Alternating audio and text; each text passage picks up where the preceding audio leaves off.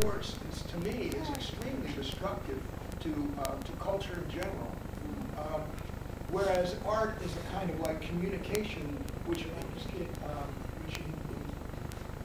enables the entire being in much the way of sports, physically and so forth.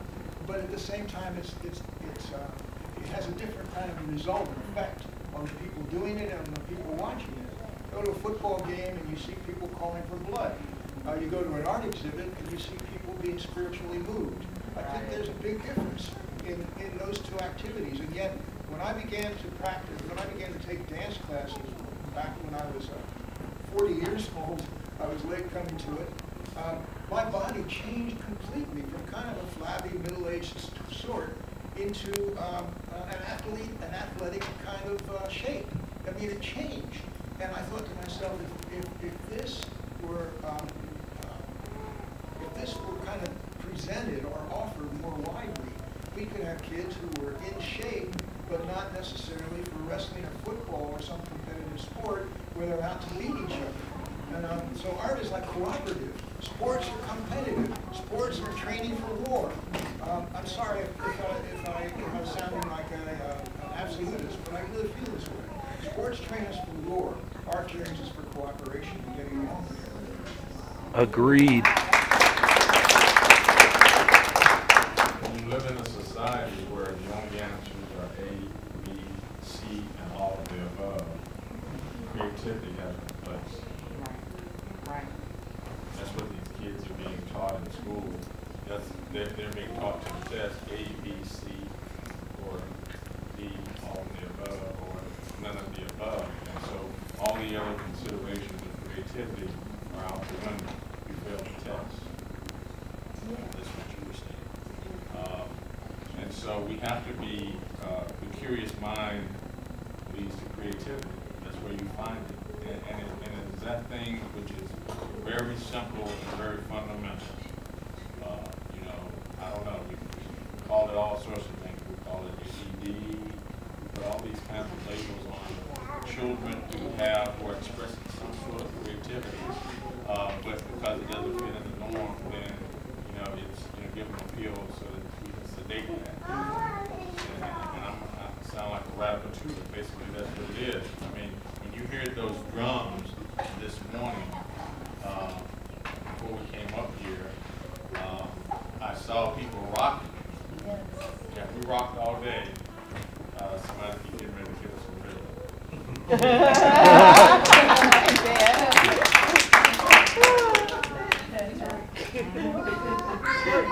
I agree with what they're saying. I think that there's really no competition with art because everybody has their own unique style. Everybody has their own input. I meet people that inspire me that draw like Basquiat, like crayons and stuff, And then I watch television like what's the guy with the big afro, Bob something. And his stuff is really, really cool. It's so simple, but it's cool stuff. And a lot of people do that kind of stuff. And there are people that are more technical, of course, but I think when you get really technical, you lose a lot of imagination. And I like to balance the technical and not so technical, imaginative stuff. Yeah, so I think it's good that there's places like Kerouac that people can go, like different artists and musicians and poets and stuff. And you guys could all like get together and come up with ideas and shows and different stuff. And as far as people who don't think they have talent, I think everyone's an artist. Thank you. Everybody has artistic talent.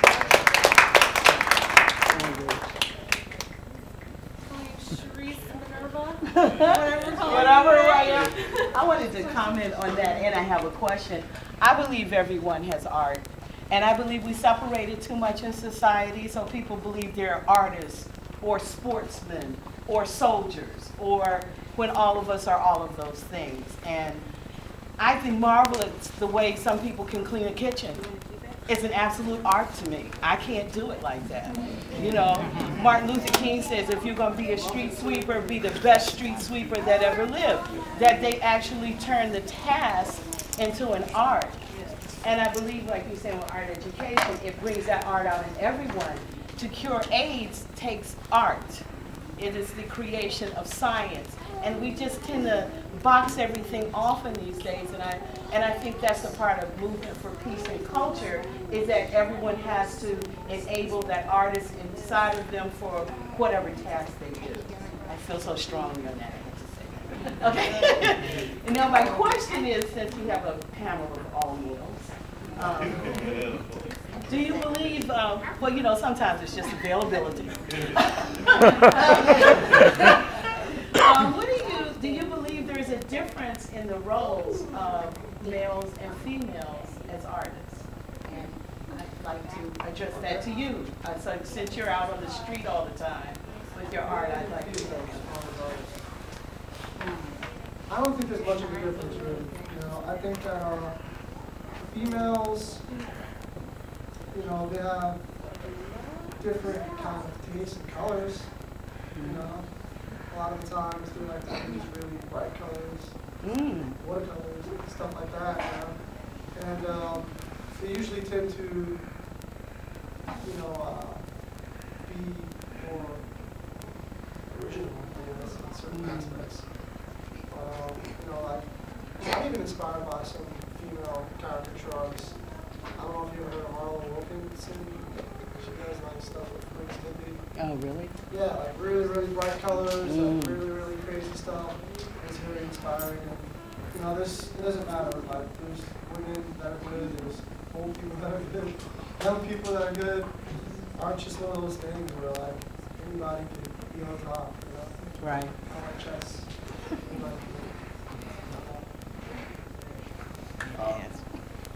I just finished getting the last poem about the collection of poems for my daughter.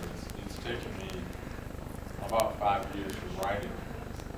But the only way that I could actually find a voice that resonated for me was the female voice. You know, as a man, what I wanted her to know was inadequate. And so all the poems in the book are from female voices, you know, conversations with women about the female perspective.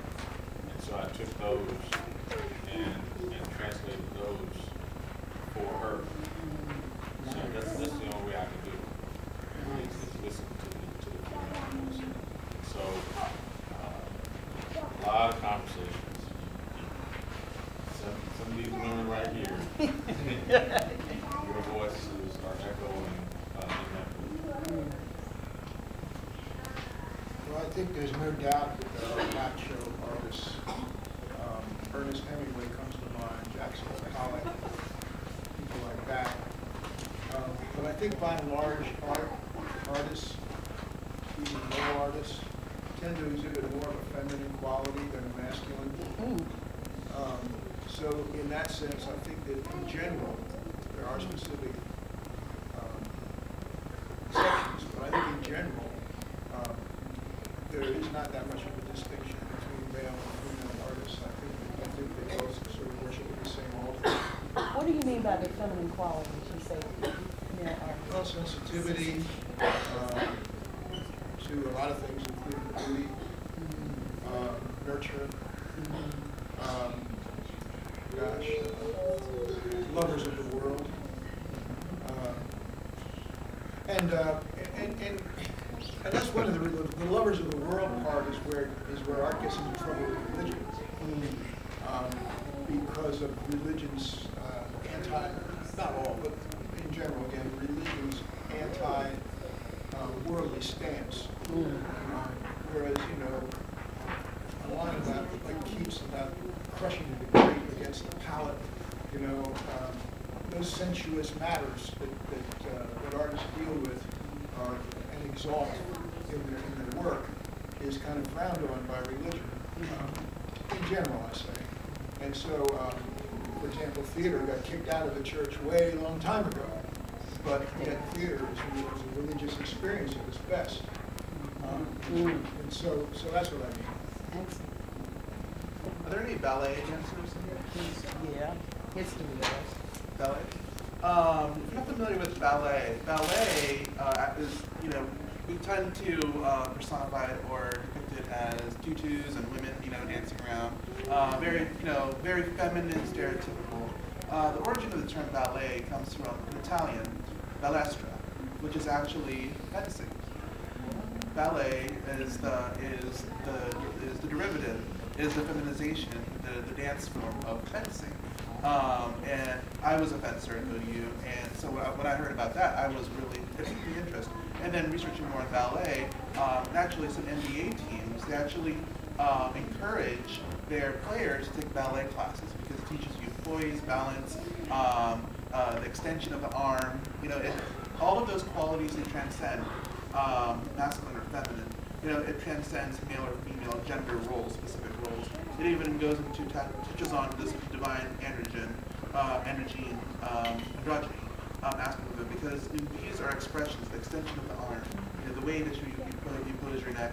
It's irregardless of masculine or feminine or male or female, man or woman. And I think it's an idea of the duality, that there needs to be a duality, that where there's a forced upon roles that have to be played out. I think that's part of the problem within society itself, that there are specific roles that people have to play. Whether you're the mother goddess crone, nurturer, mother figure, father figure, when in reality there should be shared responsibility for both. And I think as artists, we have that platform of being able to express whether or not you can, as an artist, you can really say that war could be art, in itself. There is a strategy, there is a dance to it. There's an art of war, and at the same time, you could also say that art itself could be a terrorist or extremist, type of, form of communication. So I think it could go a longer conversation about duality, but I think for masculine and feminine roles, I think that it has shifted, because the gender-specific roles have expanded, since 20s on, since World War I on, and I think there is a responsibility for the artist to be able to address, that there were gender-specific roles, and now that there is an opportunity for us to be able to educate each other and help each other grow as people instead of just man woman. The poet Saul Williams introduced me to this symbol. It's S divided by E. And I think it's spectacular because it shows that there's really no separation. You are part of us, we are part of you. And so if we, unfortunately, some of the things that we do after even God said you are part of us, we still separate you. So it's all one, she. And when you say history, it's the history.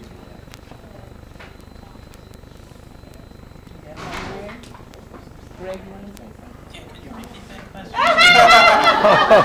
know, where did it start?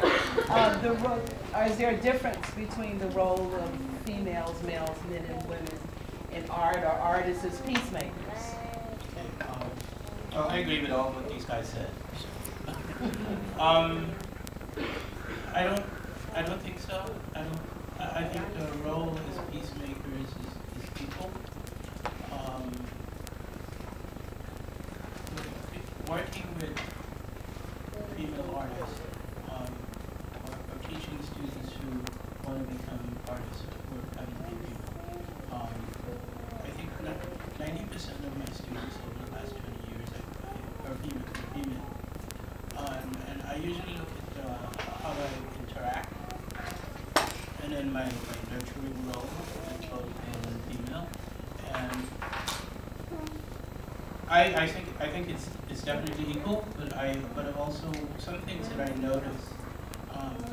Female artists, sometimes you have traditional material that you've been working with for a long time, and the female artists will come to that medium from a different point of viewed in such a way that it would at least make me see